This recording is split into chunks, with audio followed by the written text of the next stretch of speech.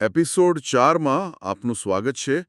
આજે આપણે જે સ્ત્રોતો પર નજર કરવાના છીએ તે એક અસાધારણ કથા કહે છે. આ વાર્તાની શરૂઆત થાય છે એક દીવાના ઝાંખા પ્રકાશમાં, જ્યાં એક પિતા ભીમા નાયક પોતાના 12 વર્ષના પુત્ર સેવલાલને એક વચન યાદ કરાવે છે જે તેમણે દેવી ભવાનીને આપ્યું હતું. અહીંથી એમ કે બધું જ શરૂ થાય છે. બિલકુલ, અને અહીંથી જ વાર્તા એકદમ રસપ્રદ બને છે. 12 વર્ષની ઉંમરે સેવલાલનું જીવન એમના ઠાંડામાં એટલે કે એમની વસાહતમાં બીજા બાળકો જેવું જ હતું. પણ પછી એક મોટો વળાંક આવે છે. કયો વળાંક? એમના મનમાં એક નૈતિક પ્રશ્ન ઊભો થાય છે, બલિદાનની પ્રથાને લઈને. એક મિનિટ, પણ એ સમયે બલિદાન તો એક સામાન્ય પ્રથા ગણાતી હશે, ખરું ને? હા, ગણાતી હતી. તો પછી 12 વર્ષના બાળકના મનમાં આવું નૈતિક સવાલ ઊભો થવો એ જ એમના અસાધારણ વ્યક્તિત્વની પહેલી નિશાની હતી. ચોક્કસપણે આ કોઈ સામાન્ય બાળકના વિચારો નહોતા. અને જુઓ, આ આંતરિક સંઘર્ષ એટલો તીવ્ર હતો કે એમને એક મોટું પગલું ભરવા માટે મજબૂર કરે છે. એટલે આટલા નાના બાળકે આવડો મોટો નિર્ણય જાતે લઈ લીધો? હા, પરિવારને જણાવ્યા વગર પરોઢીએ એકલા જ પોતાના ઠાણામાંથી નીકળી જવું, આ પગલો જ મને લાગે છે ઘણું બધું કહી જાય છે. સાચી વાત છે. અને તેમનો માર્ગ તેમને સીધો કાલોકુંડો તળાવ તરફ લઈ જાય છે, જાણે એ સ્થળ એમની રાહ જોઈ રહ્યું હતું.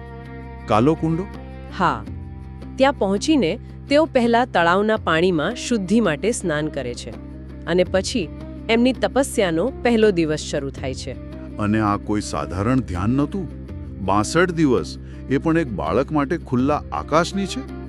આપણા સ્ત્રોતોમાં એનો ઉલ્લેખ છે કે એમને આ કઠોર પરિસ્થિતિનો સામનો કેવી રીતે કર્યો. સ્ત્રોતો વિગતો આપે છે કે દિવસનો સખત તડકો અને રાત્રિના ઠંડા પવનો, એ બધું સહન કરવું એ અસાધારણ સહનશક્તિની વાત હતી. આ 62 દિવસ એમની દ્રઢતાની કસોટી હતા.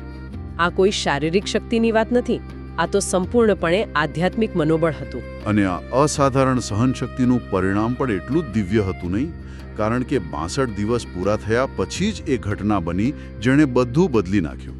બરાબર. તપસ્યા પૂર્ણ થતાં જ વાતાવરણમાં એક અદ્ભુત શાંતિ છવાઈ જાય છે, એકદમ મૌન. અને પછી? અને એ ક્ષણે શાંત અને દિવ્ય તેજ સાથે દેવી ભવાની પ્રગટ થયા.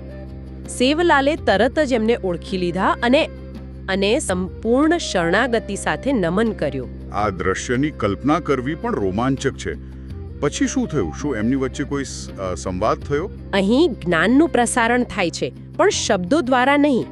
દેવી ભવાનીએ કોઈ પણ જાતિના ભેદભાવ વિના સીધું જ વૈદિક જ્ઞાન સેવલાલને આપ્યો. અને આ જ્ઞાન પ્રાપ્તિ પછી દેવીએ એમને 3 વરદાન માંગવા કહ્યું. અને એમણે શું માંગ્યું? તેમણે વચન સિદ્ધિનું વરદાન માંગ્યો. વચન સિદ્ધિ, એનો અર્થ શું? એનો અર્થ એ કે એમના શબ્દો ક્યારેય નિષ્ફળ નહીં જાય. જે કહેશે તે થશે. દેવીએ એમના માથા પર સ્પર્શ કરીને આ શક્તિ એમને આપી. અદ્ભુત. પણ આ દિવ્ય અધિકાર મળ્યા પછી પણ શારીરિક રીતે તો તેઓ એ જ 12 વર્ષના બાળક રહ્યા. બિલકુલ. તો આટલી મોટી દિવ્ય શક્તિ મેળવ્યા પછી એક 12 વર્ષનો છોકરો સંધ્યા સમયે પાછો પોતાના લોકો પાસે જાય છે. એમના મનમાં શું ચાલી રહ્યું હશે? શું એમને એ વાતનો અહેસાસ હતો કે હવે બધું બદલાઈ જવાનું છે? એ ચોક્કસપણે જાણતા હતા, કારણ કે ઠાંડામાં પાછા ફરીને આખા સમુદાયની સામે એમનો પહેલો જ શબ્દ હતો જય ભવાની. અને સમુદાયની પ્રતિક્રિયા? આખો સમુદાય, જે એમના પરંપરાગત રંગબેરંગી લંબાડી પોશાકમાં સજ્જ હતો. હા, જેમાં અરીસા અને ભરતકામ હોય છે. હા, એ જ પોશાક જે એમની ઓળખ છે. એ જ સમુદાયે એક સાથે એ અભિવાદનનો જવાબ આપ્યો. અને ત્યારથી જ જય ભવાની એમની નવી ઓળખ અને જયઘોષ બની ગયો. વાહ! અને આ વારસો આજે પણ જીવંત છે, ખરું ને?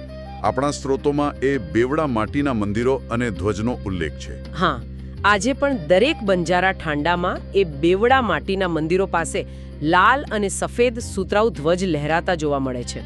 લાલ અને સફેદ, એનું શું મહત્વ છે? લાલ ધ્વજ દેવીનું પ્રતીક છે અને સફેદ ધ્વજ સેવલાલનું. આ એમના અતૂટ સંબંધની નિશાની છે, જે આજે પણ કરોડો લોકોની આસ્થાનું કેન્દ્ર છે. તો આ આખી કથા આપણને એક મોટા પ્રશ્ન પર લાવીને મૂકી દે છે. બિલકુલ. અને એ પ્રશ્ન એ છે કે એક 12 વર્ષના બાળકની આધ્યાત્મિક દ્રઢતા કેવી રીતે સદીઓ સુધી કરોડો લોકોની ઓળખને આકાર આપી શકે છે.